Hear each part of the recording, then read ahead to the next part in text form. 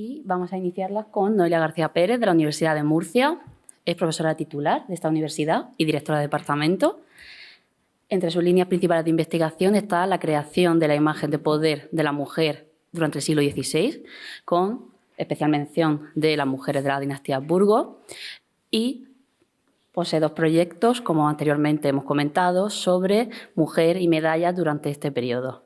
Para mí es un inmenso placer presentarla y le dejo con su maravillosa conferencia. Muchas gracias. El siglo XVI no es una centuria cualquiera.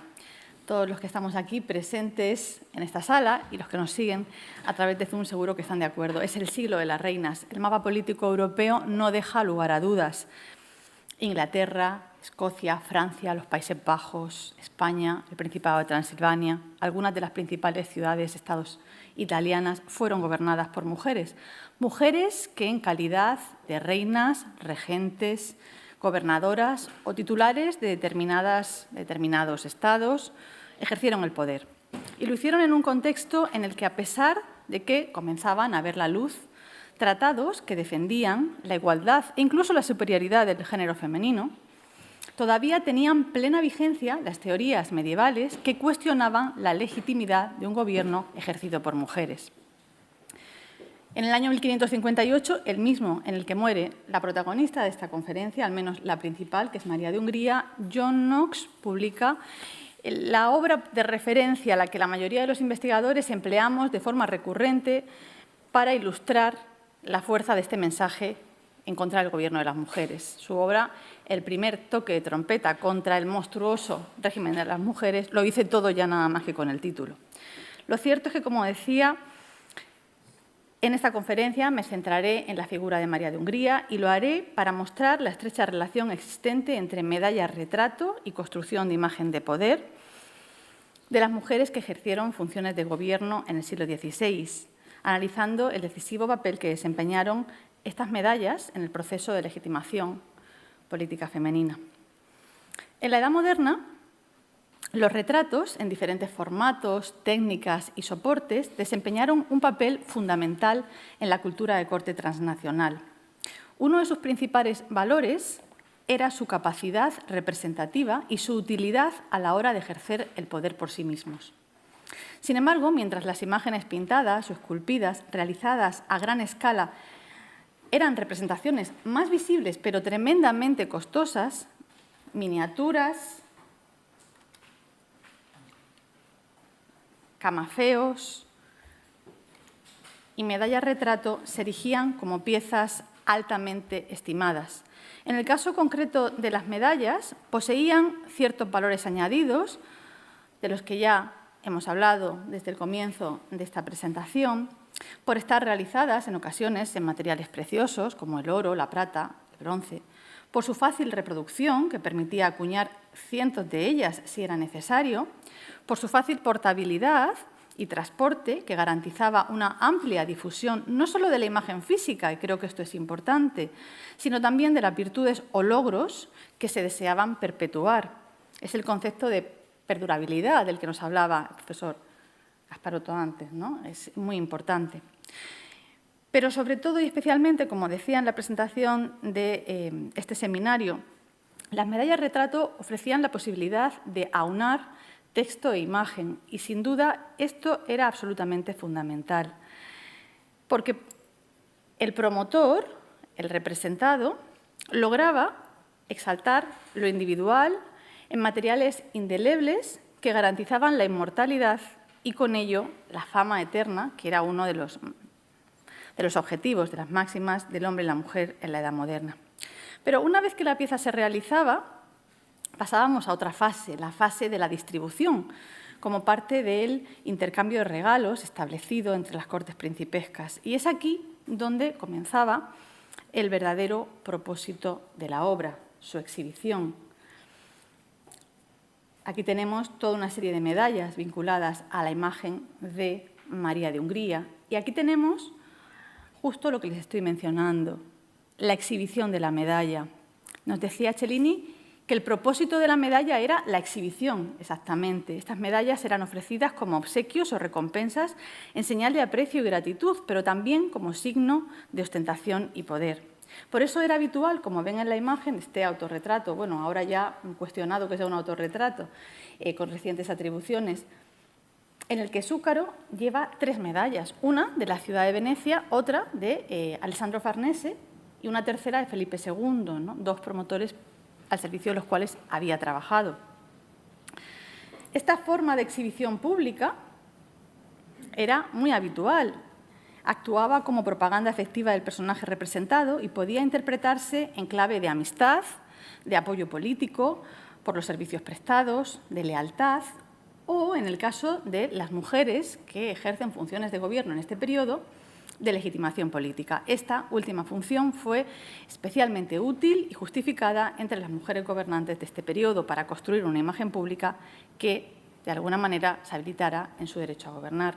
Aquí tienen esta imagen en la que vemos a Isabel Clara Eugenia, que porta una miniatura un camafeo con la imagen de Felipe II, aunque lo que yo quiero destacar no es tanto Isabel como Magdalena Ruiz, que está a sus pies, que si se fijan en la imagen que tienen a su derecha, verán que lleva colgadas del cuello un par de medallas. Aunque no podemos adivinar quién es la persona representada, los investigadores coincidimos en que con toda probabilidad debió tratarse del propio Felipe II. Magdalena Ruiz era un personaje muy cercano a la corte, de hecho acompaña al rey Felipe II en su estancia en Lisboa. Cronológicamente estos retratos están vinculados. El carácter afectivo, esas cuestiones de lealtad, desde luego están presentes en esta imagen. Y, por supuesto, también el juego entre la imagen de la infanta con la representación de su padre y la propia Magdalena Ruiz con Felipe II. Pero, sin duda, la imagen más representativa de mujeres que legitiman su imagen a través de la exhibición de la medalla de retrato es la figura de Juana de Austria, quien durante su periodo de regencia, entre 1554 y 1559, se representa en varias ocasiones portando miniaturas, camafeos y medallas con la imagen de Felipe II o de Carlos V. En estas 2 imágenes que le traigo aquí pueden ver a la princesa representada con la imagen del emperador, con la imagen de su padre. Bien, 2 son los motivos fundamentales que justifican la necesidad de las mujeres gobernantes del Renacimiento de legitimar su posición política. El primero de ellos es el contexto desfavorable al que acabamos de hacer referencia, un contexto que, como les decía, no solo ponía en tela de juicio su capacidad para asumir responsabilidades políticas de primer orden, sino que consideraba que un gobierno ejercido por una mujer era antinatural, ilegal y contrario a las Sagradas Escrituras. El segundo motivo es que muchas de las mujeres que ejercieron funciones políticas en la Edad Moderna lo hicieron en nombre de los titulares masculinos de sus respectivas dinastías, del padre, del hermano, del esposo. Por tanto, vincular la construcción de su imagen de manera explícita o implícita a estos hombres fue una estrategia muy común para legitimar su derecho a gobernar. En el contexto de las medallas retrato, esta legitimación llegaba por una doble vía, la imagen y el texto, ya lo hemos dicho. Estas piezas ofrecían, en primer lugar, la posibilidad de realizar retratos conjuntos mucho menos habituales en la pintura del momento. Retratos conjuntos en los que nos podemos encontrar, como ven aquí en la pantalla, que estas mujeres comparten, fíjense, en esta imagen, uno es el anverso y otro es el reverso, pero es la misma obra. En el caso de los retratos, cuando es un retrato conjunto, habitualmente es un retrato pareado, es decir, son 2 obras que forman parte de una idea inicial, pero no comparten el espacio pictórico. Tenemos muy pocas representaciones en las que hombres y mujeres comparten el espacio pictórico. En el caso de las medallas, en este caso, en esta primera opción, vemos anverso y reverso. Normalmente el anverso, que es la parte más destacada, la protagoniza el hombre, si es que es el protagonista, y el reverso la mujer. Aquí lo ven. Aquí pueden ver a Carlos y Fernando, y en la parte inferior, que sería el reverso, a María de Hungría. Luego podrían ver la imagen de Catalina junto a su hijo, o María Tudor y Felipe II. Pero, insisto, anverso y reverso forman parte de la misma obra. Y tenemos la segunda opción, en la que ya nos encontramos a los 2 personajes compartiendo el espacio narrativo, que sería lo mismo que podemos ver en pintura, como digo, en tan escasas representaciones y que, sin embargo, la medallística nos ofrece un panorama rico, amplio y variado. Aquí tienen 3 ejemplos, podríamos mencionar muchos más.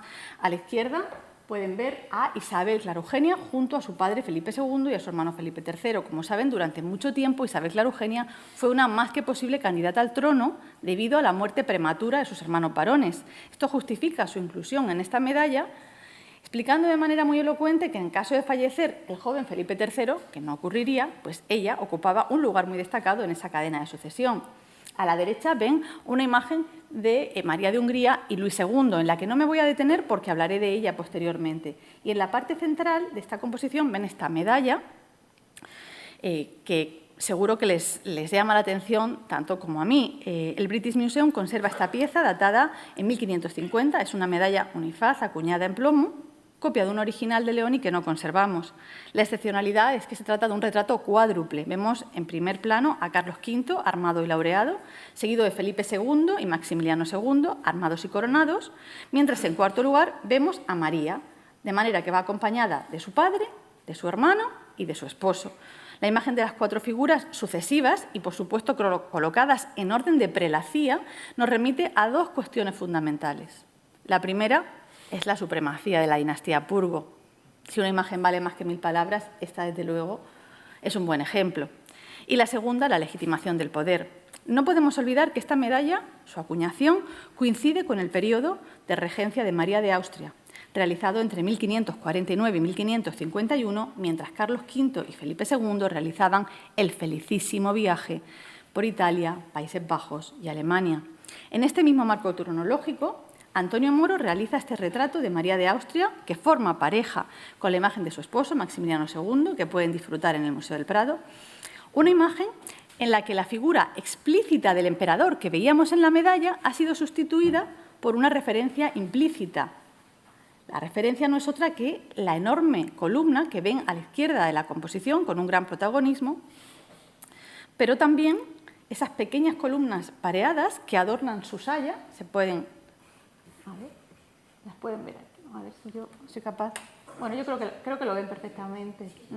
Y que en la parte central lo pueden observar. Estas piezas que adornaban su saya también fueron reutilizadas por su hermana, la princesa Juana de Austria, en otro retrato. Pertenecían a la herencia de su madre Isabel de Portugal. Por tanto, tenían un fuerte componente emocional, pero también ese mensaje dinástico con esas columnas pareadas, esa referencia al emblema del emperador Carlos V, a las columnas de Hércules, no hay lugar a dudas. Esta pieza de fuerte contenido simbólico va a estar presente en multitud de retratos de mujeres de la Casa de Austria o de la monarquía hispánica que antes o después ejercen funciones de gobierno. Aquí lo pueden ver. María de Hungría es la primera que inicia esta tipología en retrato pictórico porque Margarita de Austria ya tiene alguna medalla con la columna. Ven a Isabel de Valois, Isabel Clara Eugenia, Juana de Austria, María Tudor, justamente un retrato que se realiza en el proceso de negociaciones matrimoniales cuando va a contraer matrimonio con Felipe II.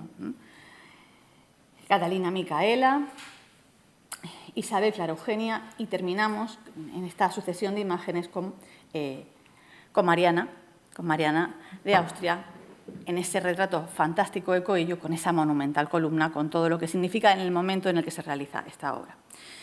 En cualquier caso, como ven, es importante esta posibilidad que ofrece la medalla de retratar, de representar a estas mujeres junto a los hombres que las legitiman en este proceso. Pero les hablaba de texto e imagen. Hemos hablado de la imagen y ahora hablamos muy brevemente del texto. Estas medallas ofrecían la posibilidad de identificar a estas mujeres dentro de un linaje que las habilitaba en el ejercicio del poder, gracias a estas inscripciones.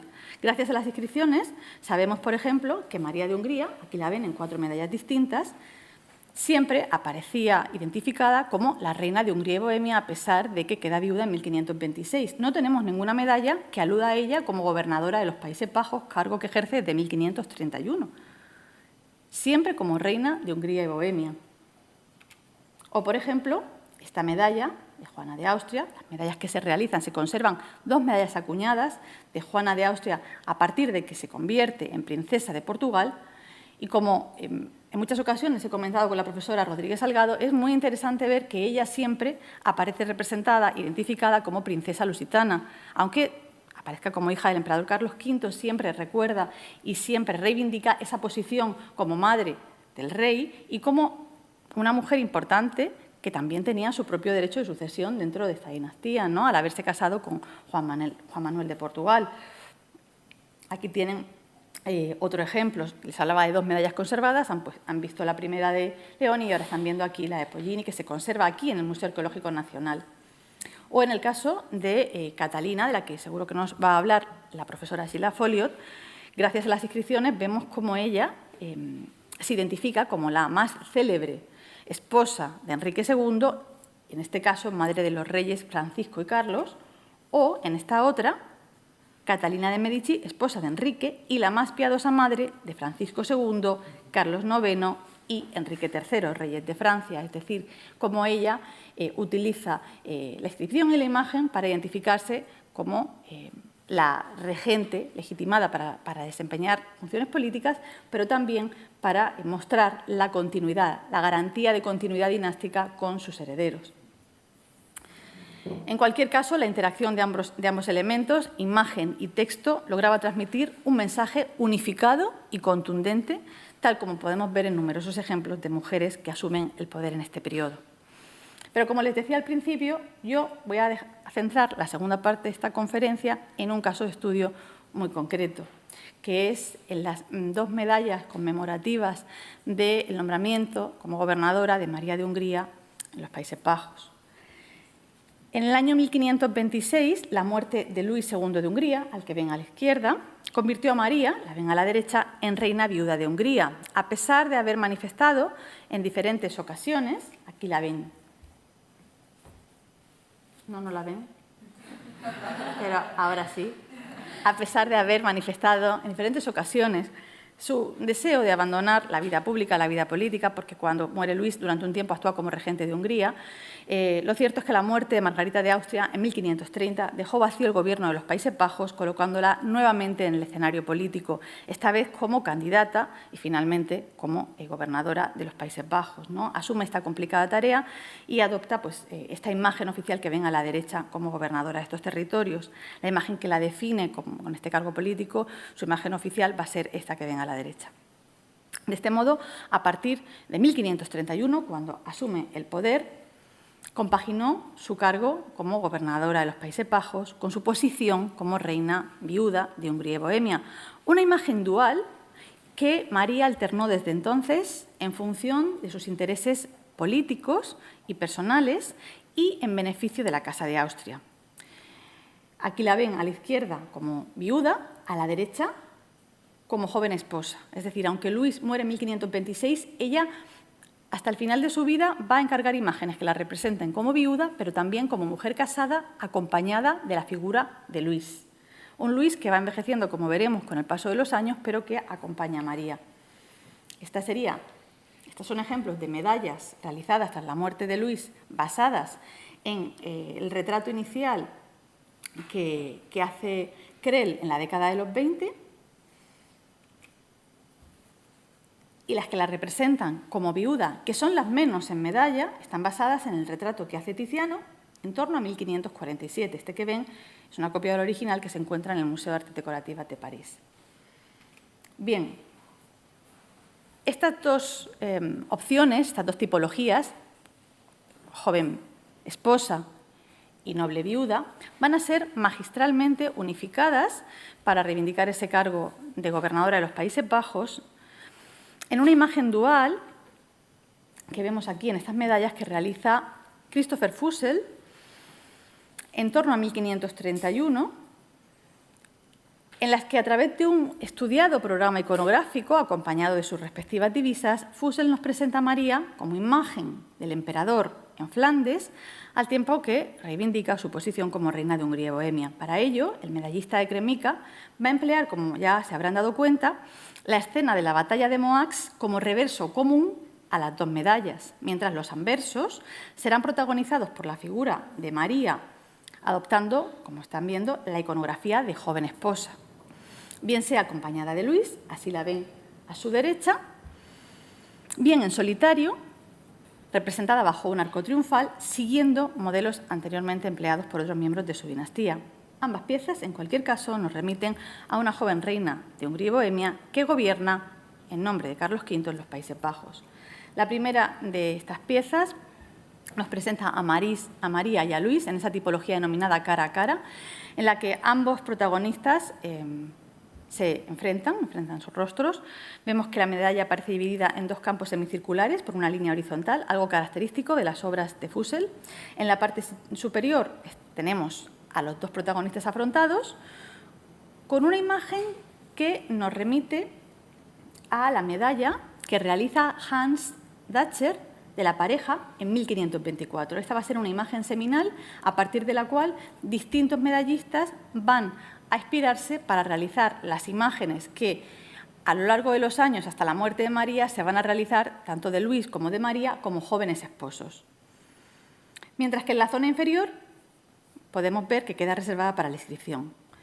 Luis y María se miran cara a cara, mientras en el centro de la composición una hoja de hiedra, símbolo de la muerte, se expande sobre el fondo de la escena a modo de presagio fatal del desenlace del rey, de manera que de alguna forma está anticipando la narración del reverso de la medalla.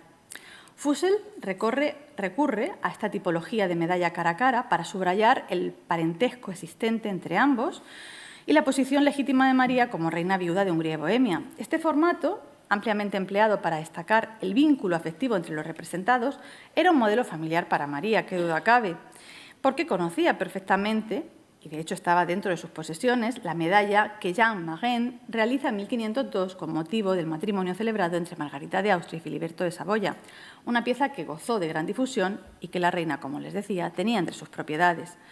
Bajo los retratos de ambos esposos, la divisa alude a sus títulos y cargos políticos con esta inscripción: imágenes de Luis, rey de Hungría y Bohemia, y de la reina María, muy dulce esposa, y en lugar del emperador en Flandes. Más allá de cuestiones afectivas y de carácter conmemorativo asociadas a esta tipología de medalla, el análisis de la divisa revela dos cuestiones fundamentales. En primer lugar, la intención de subrayar la posición de María como reina de Hungría y Bohemia, mostrando su deseo de permanecer fiel a la memoria de Luis, como evidencia el hecho de que opte por la iconografía de joven esposa y no de la de viuda. En segundo lugar, el deseo de reforzar la legitimidad de su gobierno recién inaugurado en los Países Bajos, al resaltar de forma explícita que María de Hungría actúa en nombre del emperador en Flandes. Un detalle especialmente significativo que ha llevado a los investigadores a definitivamente, más allá de otros documentos, circunscribir cronológicamente estas medallas a 1531. Esta declaración de legitimidad dinástica y autoridad para ejercer el poder es también protagonista del anverso de la segunda medalla, donde, al igual que en la primera, aparece dividida en dos espacios. En la parte superior encontramos una representación de perfil de la reina, enmarcada, como ven, por un arco triunfal adornado con motivos vegetales. Y si se fijan, verán que aparece flanqueada por dos pequeñas figuras que sostienen los escudos de armas de Hungría a su izquierda y de Bohemia a su derecha. Las alusiones textuales e iconográficas a Luis, que aparecían en la medalla anterior, aquí han sido sustituidas, en este caso, por la presencia de los dos escudos que dan título a la reina y suponen una referencia directa a sus derechos legítimos sobre sus estados. En cuanto al arco de triunfo que enmarca la figura de María, conviene señalar que este esquema compositivo, que ven aquí, recoge el testigo iconográfico empleado en otras medallas conmemorativas de la dinastía. Por ejemplo, en esta que ven que conmemora la victoria de Pavía del año 1525, o incluso se retomará años más tarde para conmemorar la victoria de Milberg en 1547. En las dos, los protagonistas que están bajo ese arco triunfal van a ser Carlos V y Fernando I. Ambos aparecen representados bajo arcos triunfales que adelantan, en este caso, la narración victoriosa del reverso de la medalla. En esta ocasión, el arco triunfal que acoge a la reina hace referencia a su entrada como gobernadora, como la nueva gobernadora, en nombre del emperador. Es evidente que los medallistas emplearon fuentes comunes para realizar sus creaciones, qué duda cabe. Fuentes comunes que posteriormente interpretaron según su propia capacidad creativa. En este sentido, es muy probable que Fussell estuviera familiarizado, que conociera las conocidas como monedas conmemorativas de Navidad de Carten, acuñadas en la fábrica de monedas de Sant Veit en torno a 1529. Estas piezas mostraban en sus anversos lo que ustedes ven aquí a la izquierda, una imagen del profeta Isaías con una divisa que anunciaba el nacimiento de Jesús, porque eran conmemorativas de Navidad. Mientras en sus reversos lo que hacían era reproducir distintos pasajes bíblicos relacionados con la Natividad. Bien, esta misma escena del profeta Isaías se empleó para acuñar diversas monedas conmemorativas donde el anverso estaba destinado no a esas escenas sobre la Natividad, sino, como ven aquí, a la figura de Maximiliano I y, en otros casos, del joven Fernando I como infante de España. Lo interesante de la escena de Isaías es que emplea una composición muy similar a la que están viendo aquí en la medalla de María, si se fijan. La pieza aparece dividida en dos espacios semicirculares. El superior se desarrolla la escena, protagonizada por el profeta, representado dentro de ese arco triunfal profusamente decorado con motivos vegetales, flanqueado también aquí por dos figuras, en este caso a caballo, que enmarcan la composición, mientras que en la zona inferior, con el mismo formato, pues, se completa el mensaje con una inscripción, como ocurre en la medalla de María.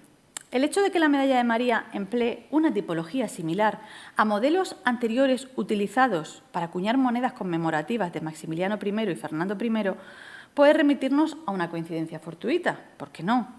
Pero también a una voluntad manifiesta por parte de Fussell, el medallista, o por parte de la propia María, por recoger un prototipo iconográfico empleado previamente por otros hombres de la dinastía Habsburgo, pero no por un hombre cualquiera, sino por el hombre que más y más decisivamente influyó a María de Hungría como figura política, pero también como promotora artística.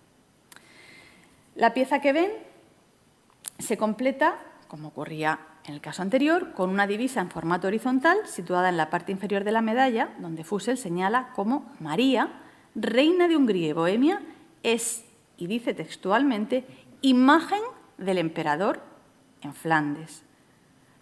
Al igual que en la medalla anterior, la inscripción revela la intencionalidad de legitimar esa posición de María como reina viuda y reforzar su autoridad como gobernadora de los territorios flamencos en nombre de Carlos V.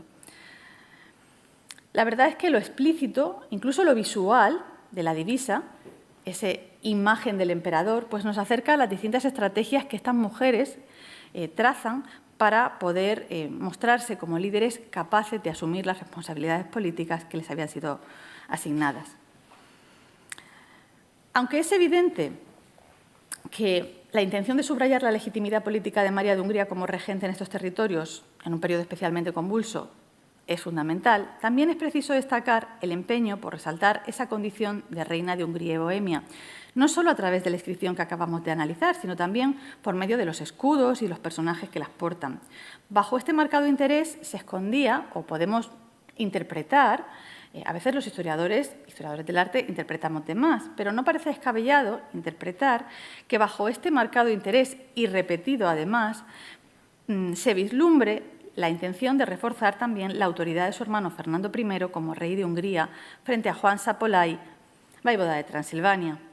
Así, en las muchas ocasiones en las que María aparecía representada como reina de Hungría, de alguna manera vemos una declaración del apoyo a su hermano como legítimo heredero de los territorios de Hungría y Bohemia.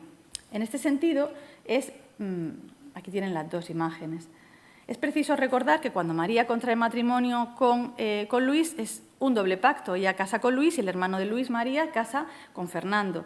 En el Tratado de Viena de 1515 lo que se acuerda, entre otras muchas cosas, es que si Luis y María morían sin descendencia, los herederos legítimos pues eran Ana y Fernando. Sin embargo, como muchas veces hemos hablado la profesora Rodríguez Salgado y yo, y ella me ha explicado muy bien, en el caso de estos territorios las monarquías no son hereditarias, sino que son electivas, y esto es algo fundamental, lo que quiere decir que cuando muere Luis, Bohemia elige a Fernando, y no hay ningún problema, a grandes rasgos, pero sin embargo no ocurre lo mismo en Hungría. Una parte queda bajo el poder de los turcos, que han ganado Moax, otra parte queda bajo poder de Fernando, al que han elegido, pero hay una tercera parte en la que los nobles eligen que la persona que gobierne no sea Fernando, sino Juan Sapolai. De manera que el territorio de Hungría está dividido en 3 zonas distintas y durante todo el gobierno de Fernando su gran empeño va a ser reconstruir estos territorios. No lo va a lograr,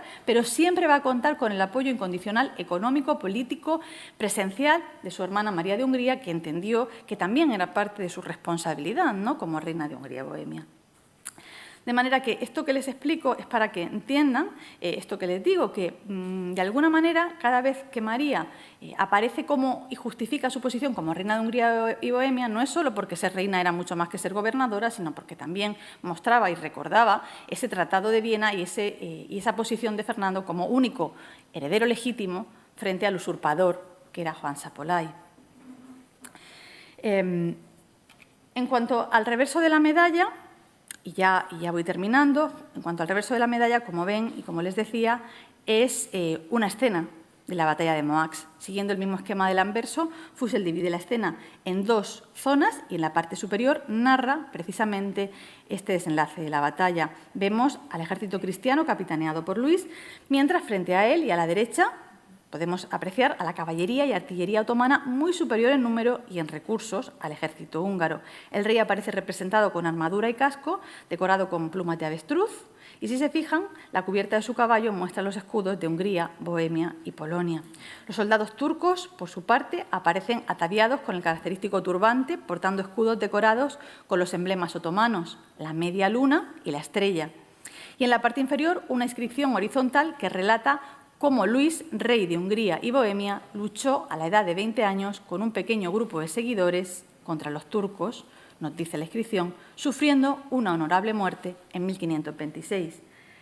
Como apuntaba, a ver si pasa la imagen, como apuntaba Avich, la escena de Moax, representada por Fussell, recuerda la batalla que Durero representa en el arco triunfal de Maximiliano. De nuevo, volvemos a Maximiliano. En este caso, la composición en perspectiva del campo de batalla permite dotar de un mayor dramatismo a la escena, donde, como ven, en un primer plano, Luis comparte protagonismo con algunos soldados de su ejército que ya habían fallecido o intentaban huir ante el inminente trágico desenlace de la contienda. La abrumadora diferencia entre ambas tropas, subrayado tanto por la inscripción, como han visto, como lo explícito de la narración, contribuía a consolidar la leyenda del príncipe mártir que había sufrido una honorable muerte por la defensa de la fe católica, entregando su vida por Cristo en la guerra contra el infiel y ganando por ello la vida eterna. Una leyenda que crecía con fuerza desde que meses después de su fallecimiento se encontrara su cuerpo incorrupto en las aguas del río Sele, donde había muerto ahogado tras caer de su caballo y ser lastrado por el peso de su armadura cuando intentaba huir de una batalla perdida. Aunque evidentemente el estado incorrupto de su cuerpo era debido a las bajas temperaturas de las aguas del río, este suceso fue considerado como una señal que hizo que muchos de sus contemporáneos elevaran al rey a los altares de la santidad. Si la batalla de Moax fue vista como una tragedia personal, la tragedia de un príncipe inocente, Luis fue considerado como mártir y vamos a ver que María va a promocionar esa iconografía durante mucho tiempo, porque María de Hungría, como les explicaba antes, desde la muerte de Luis va a promocionar la imagen de su esposo desde muchos puntos de vista. Lo va a hacer encargando toda una serie de retratos que nos van a mostrar cómo Luis envejece, pueden verlo. Y lo más interesante, muchos de estos retratos, algunos de cuerpo entero, no eran para la propia María, que también, y los exhibía en su palacio de Kudenberg, sino que también los enviaba a distintas cortes europeas, con todo lo que eso significa. No podemos entrar aquí, pero seguro que lo saben. Pero es que además encargó toda una serie de medallas retrato, como ven, muchas y muy numerosas, para honrar la figura y la memoria de su esposo. Por una parte, esto era parte de sus obligaciones como viuda. Recuerden que Juan Luis Vives, en la Instrucción de la Mujer Cristiana, nos dice que la misión de una mujer viuda es honrar la figura de su esposo y vivir como si estuviera vivo, como si su esposo hubiera ido a la guerra y fuera a volver, ¿no? Así que en este sentido formaba parte de sus obligaciones. Pero también tenemos que tener en cuenta que recordar que la figura de Luis y su posición como reina de Hungría y Bohemia nos remite a cuestiones mucho más prácticas, más pragmáticas, ¿no? la posición que ella tenía como heredera legítima y todos los beneficios económicos que obtenía de las minas situadas en los territorios de Luis. De manera que todas estas medallas acuñadas en 1526, 33, 36 y 50, todas estas que ven aquí, algunas interesantísimas que no podemos mencionar, como esta medalla doble en la que aparecen María y Luis, y al otro lado Ana y Fernando. Fíjense el mensaje de esa medalla, ¿no? Después de todo lo que les he contado, tienen un valor absolutamente fundamental. En cualquier caso, estas medallas, fíjense esta que está en el Museo Nacional de Hungría, acuñada en oro, maravillosa. Estas medallas, protagonistas de esta conferencia, estas narraciones, acompañadas de estudiadas inscripciones, fueron, como hemos visto, esenciales en la construcción de la imagen de poder de las mujeres gobernantes del Renacimiento. Mujeres que, a diferencia de sus homólogos masculinos, no disponían de una tradición iconográfica a la que recurrir, capaz de vincular sus virtudes, las virtudes propias de las mujeres, con las de un buen gobernante. Estos pequeños retratos en metal fueron claves en la creación de un discurso legitimador, de autoridad y también de capacitación, como hemos visto en la conferencia de Gasparotto. De manera que creo que debemos poner en valor el papel de estas piezas artísticas en la construcción de la imagen de poder de las mujeres del Renacimiento. Muchas gracias.